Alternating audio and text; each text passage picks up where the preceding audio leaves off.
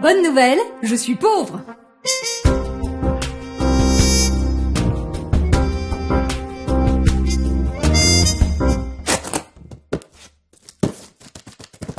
Bah, ma voisine, qu'est-ce que vous faites? Oui, bah j'anticipe, parce que vu le titre de l'épisode, je fais du ménage avant que vous me disiez qu'il faut tout mettre à la poubelle. Non mais la pauvreté dont je vous parle, ça n'a rien à voir avec vos cartons. Qu'est-ce que vous avez dans les mains? Une casserole. Et vous n'avez pas besoin pour cuisiner? Si. Mais alors reposez-la tout de suite. La pauvreté spirituelle dont je vous parle, ça se décroche pas à coup de sac poubelle.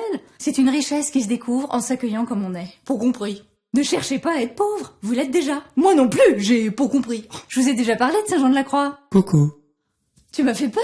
Jean de la Croix, il aime aussi les métaphores. Dans son poème La nuit obscure, La noche oscura, il décrit l'âme comme une amoureuse qui s'échappe de chez elle en pleine nuit pour aller retrouver son bien-aimé en grimpant sur une échelle. Je vous ai déjà parlé de Sainte Thérèse de Lisieux. Coucou. Je m'y ferai jamais à ces saints qui répondent quand on les appelle. La petite Thérèse, elle nous a montré comment grimper sur l'échelle de Jean de la Croix. Petite Thérèse est petite, elle manque de force et de charité. En bref, elle est comme tout le monde, humaine et imparfaite. Mais elle s'en sert pour aller à Dieu, par des actes de foi. Alors tout est occasion d'aimer. Mon hypersensibilité, l'orgueil, l'impatience, vouloir tout contrôler alors qu'en vrai c'est Dieu le patron. Mes jugements, mes peurs et j'en passe. Plus je regarde mes pauvretés, plus je souffre et plus je cherche à les maquiller pour les supporter. Comme moi dans l'épisode du combat spirituel. Et oui, Maurice, comme vous avez essayé de distraire le regard de ce qui vous rendait vulnérable aux yeux du monde. Alors que depuis que j'ai consenti que je louchais, mes amis ne me trouvent plus louche. Qu'est-ce qu'on est heureux avec Ghislaine. Hein, Ghislaine?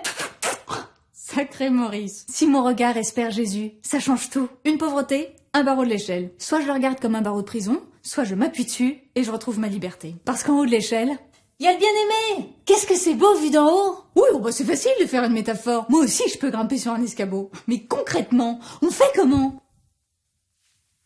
Cette fois-ci c'est pour vous. En passant, Jésus vit un homme aveugle de naissance. Le pauvre.